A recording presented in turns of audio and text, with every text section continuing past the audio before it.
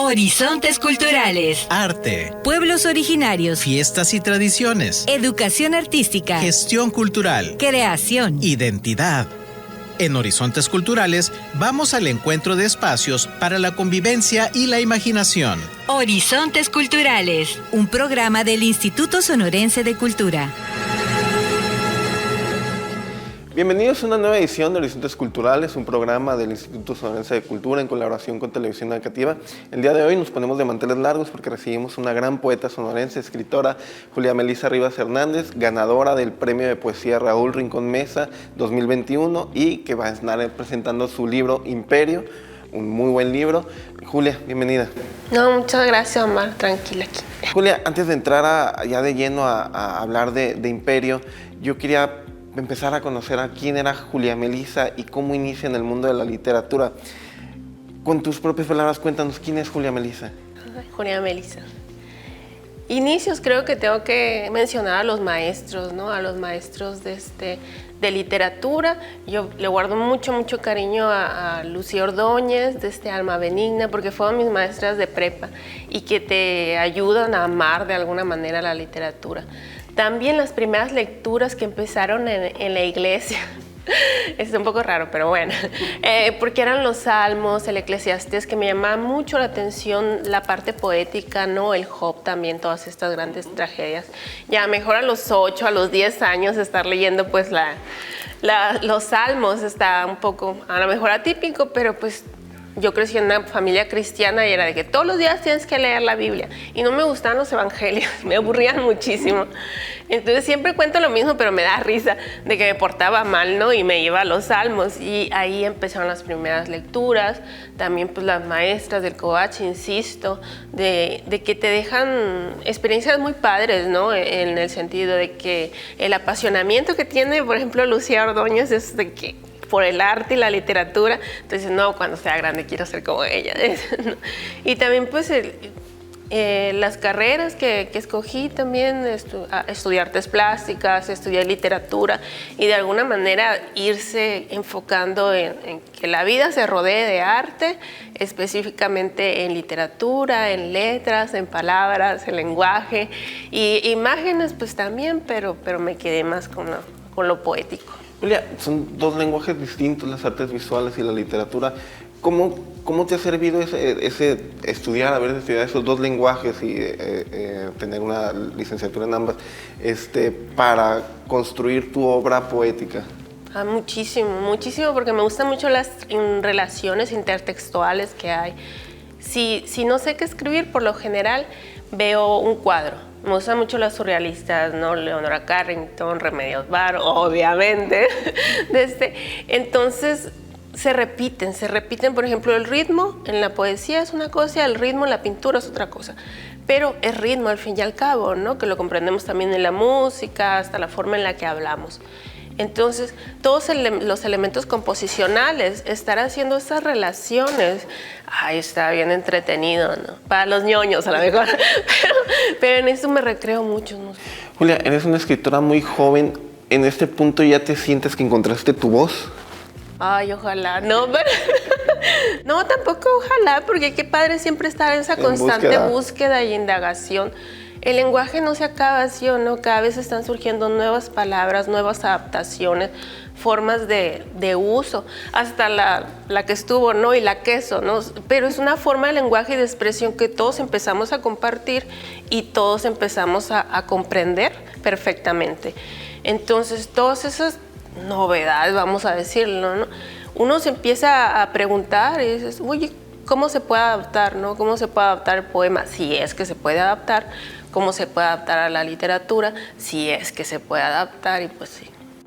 Julia, ¿qué encuentras en la poesía que te llamó tanto la atención y que te hizo dedicarte a eso? La vida misma, el amor.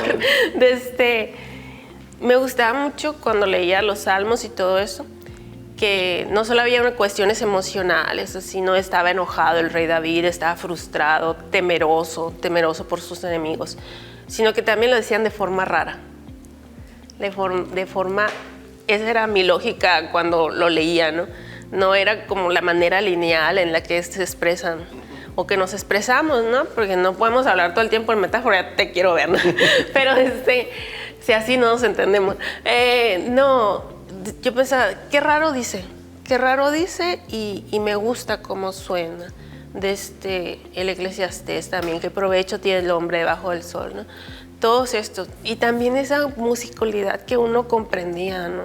Que hay ahí en las palabras, y que ya después en la poesía pues empieza a explorar y todo esto, pero en los primeros acercamientos me encantaba que lo decía de forma rara. Julia, hace un año cuando recién se publicaron los resultados del premio Raúl Rincón Mesa, donde resultaste ganadora, te entrevisté, lo hicimos por teléfono, me acuerdo que te agarré cocinando en la mañana. ¿Cómo fue la construcción de Imperio? O sea, de lo que hablamos en esa entrevista, me decías que hay muchas imágenes rutinarias que tú ibas impregnando en lo que escribías. Y también me señalaste que empezó en 2008 el proyecto de Imperio. ¿Cómo duró esa más de una década en construcción este libro? Ay, sí, es que está bien difícil. No, me cachaste cocinando y cuando me hablaban para decir que había ganado, también estaba cocinando. Me gusta mucho cocinar, esa parte en la que Agatha Christie me parece que decía como que se le ocurrían las historias más macabras lavando los trastes, ¿no? Y cocinar también te concentra de alguna manera en las pequeñas cosas. Y la construcción de Imperio empezó con un maestro, precisamente con Gabriel Osuna en la universidad, que nos presentó la obra de Clarice Lispector, La Hora de la Estrella. Vamos a leerlo como parte de la clase y todo eso. Y de ahí también que hincapié en qué importantes son los maestros, ¿no? Y también cómo van ofreciendo lecturas y apasionamiento por la literatura, que uno espera también transmitirnos a sus alumnos. Y de ahí que pues me fascinó la obra de Lispector. Y como no sé hacer las cosas sin obsesionarme, empecé a investigar y a leer un montón. Y pasa eso a veces, ¿no? Que la literatura te lleva a la vida de quienes escribieron. Y también de alguna manera para ir investigando, oye, ¿cómo se hace una vida literaria en torno a la literatura? ¿Cómo se hace? Pues Clarice Lispector lo hizo. Vamos a ver qué hace en sus diarios, entrevistas, en los mismos cuentos y novelas. Y de ahí que yo encontraba un lenguaje de nuevo raro, de nuevo extraño. Y eso que la leí en español, no la leí en portugués, ¿no? Hay una cosa mística, dice por ahí Lori Moore también, que es muy lectora de Lispector, en portugués. Sin embargo, yo decía, no escribió poesía Clarice Lispector, escribió un poco. Y si soy sincera, como que me decepcionó un poco la poesía. Le encontraba más riqueza verbal en la narrativa, no sé. Entonces se me ocurre, digo yo, bueno, pues le voy a hacer un poemario ya que tengo todo este bagaje. Y poquito a poquito fue surgiendo. También porque en eso, cuando me casé y me fui a vivir un ratito a Buenos Aires, y mucho de la obra de Lispector tiene que ver con no sentirse que perteneces a un lugar. Hay un desarraigo ahí. Sí. Y el desarraigo se sintió horrible porque de la casa de mis papás pasé a la casa de mi esposo y ella de otro lugar del mundo, ¿no? Entonces también un poquito de eso, ¿no? Hace poco la poeta peruana Teresa Obregoso me hizo una entrevista y me dice, es que habla de los migrantes también. Y ella también la conocí en Buenos Aires y pues también paso por ese sentido de dónde estoy, dónde me encuentro, no en mi patria. Y, pues qué bonita lectura, le digo, porque sí tenía un poquito que ver con eso. Y de ahí, pues, todas las conexiones que se van haciendo. Soy muy glamuroso, no la de Buenos Aires, pero empieza en la cocina muchas veces también. Así picando cebolla y pensando, no, pues sí, qué triste, ¿no? Todo esto. Y llorando. No, prestar la atención a todas las cosas pequeñas y grandes y esperar de que ahí salga la poesía. ¿Quién sabe? Julia, también ese ínter en el que estuviste en Buenos Aires, ¿qué descubriste de ti y de tu obra, de tus pulsiones? ¿Cuáles eran? ¿Ya ibas identificando cuáles eran las pulsiones que te hacían escribir? Y creo que el trabajo de escritor es muy solitario. Siempre estás leyendo, corrigiendo, siempre estás afortunadamente también te invitan a hablar un poquito de la obra y de eso, pero que es perfecto para los introvertidos, creo yo, ¿no? porque están ahí, ¿no? El cuestionarse sobre el mundo. No hay cosa más extraña que estar vivo y de todos modos, aunque tenemos todas estas cuestiones orgánicas que nos ayudan, de todos modos, estaba leyendo La Hora de la Estrella y la protagonista es una persona tan simple, básica, que cuando se pregunta ¿quién soy yo?, se asusta y dice, uy, ya no voy a volver a pensar en eso. Entonces ese cuestionamiento muy necesario para el arte, creo, pues de ahí surgen muchas preguntas y afortunadamente, porque pues el poema yo creo que es una tesis a esa. Nunca una respuesta, pero sí una tesis. Julia, en Imperio, ¿qué tipo de poemas vemos? Toda escritora tiene un componente autobiográfico, pero también hay lo que me comentabas en la entrevista pasada, que explorabas también la figura de la mujer, la figura de la creación literaria, las imágenes rutinarias o la vida rutinaria. Cuando te hice la entrevista, nunca te lo mencioné, pero me recordó mucho una película de Jim Jarmusch, Patterson, no sé si la has visto. Sí, se me hizo muy así, dije, algo así me imagino que pasó, Julia. ¿Qué es cómo fuiste construyendo en estos años Imperio? Sí pasa. Esa película está genial porque el poema más hermoso es de la niña, ¿no? Sí, un poco eso, estarse preguntando. Siempre estás escribiendo y preguntándote, ¿no? Cosas. Y la construcción de los poemas de Imperio tenía que ver con eso, con salirse un poco de lo que estaba haciendo también en el periodo en el que escribí el manual inédito de la moda, que habla sobre moda y sobre explotación laboral y todo esto, ¿no? Salirse un poquito de eso e irse un poco más al mundo de la literatura. Y me interesa mucho cómo crean las mujeres, en qué espacios. Muchas veces es en un silloncito de la sala, mientras los bebés están dormidos. Otras veces, dice el inspector, por ejemplo, que ella escribía en un silloncito, pero le gustaba tener a los niños alrededor, ¿no?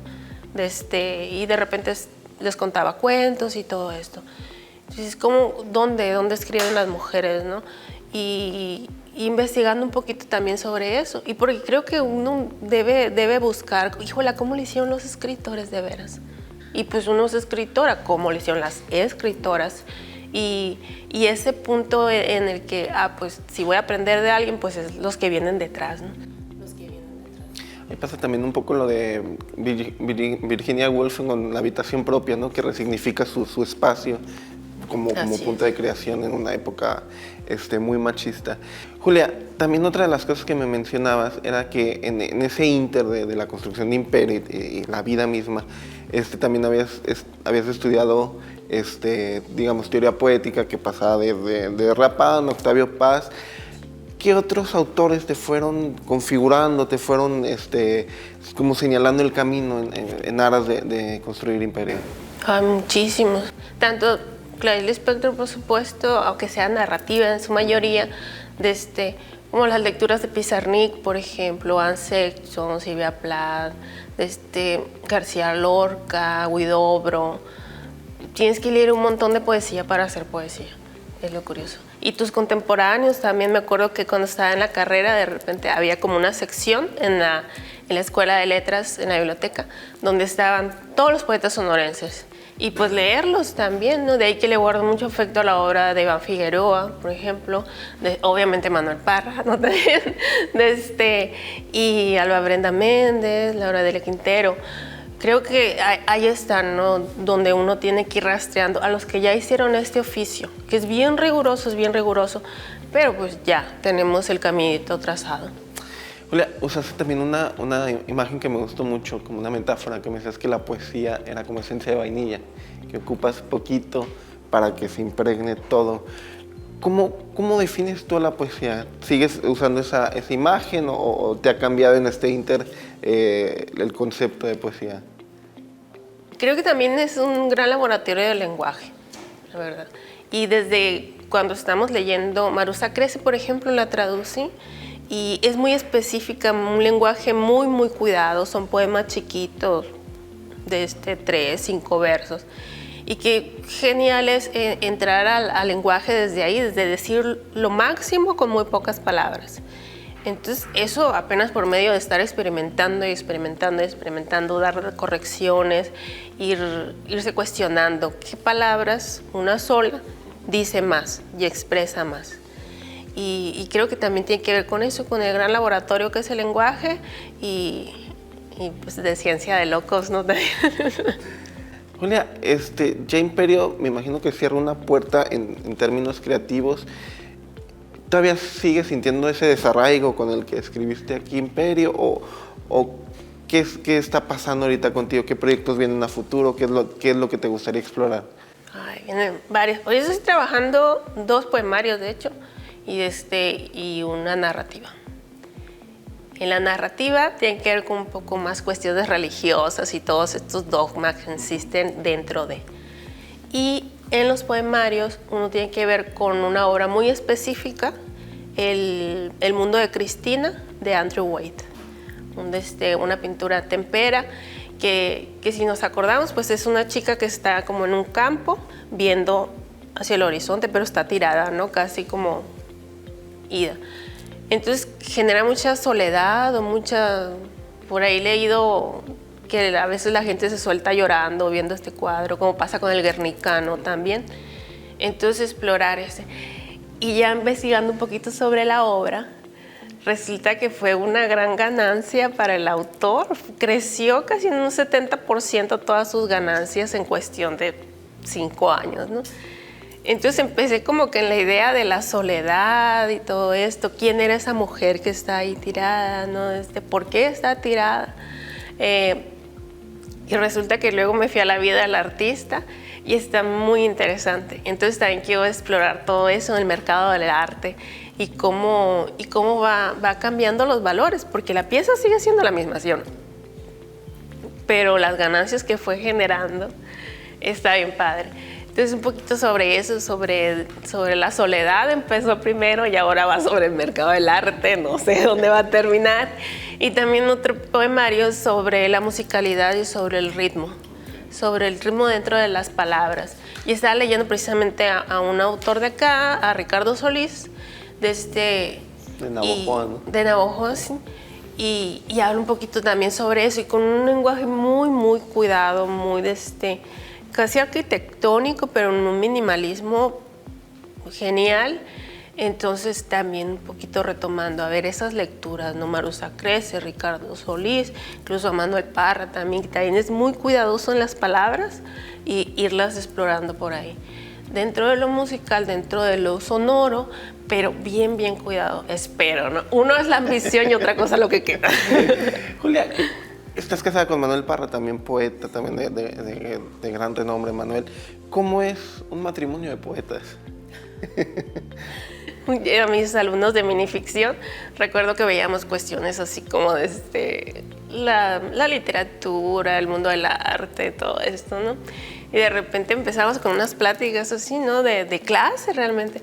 Y les decía, pues esto lo platicamos mientras vamos en el carro, ¿no? En lo que suena de The Beatles y Harry Styles, esto lo vamos platicando. Y siento que sí, muchas de las pláticas son así muy literarias, muy ñoñas. Pero pues también está lo de la que vamos a desayunar, que vamos a cenar, que vamos todo. El peso de la rutina. Sí, todo el peso de la rutina. Pero afortunadamente está eso siempre, la literatura ahí siempre hay libros tirados, que los dejo yo, ¿no? Por supuesto.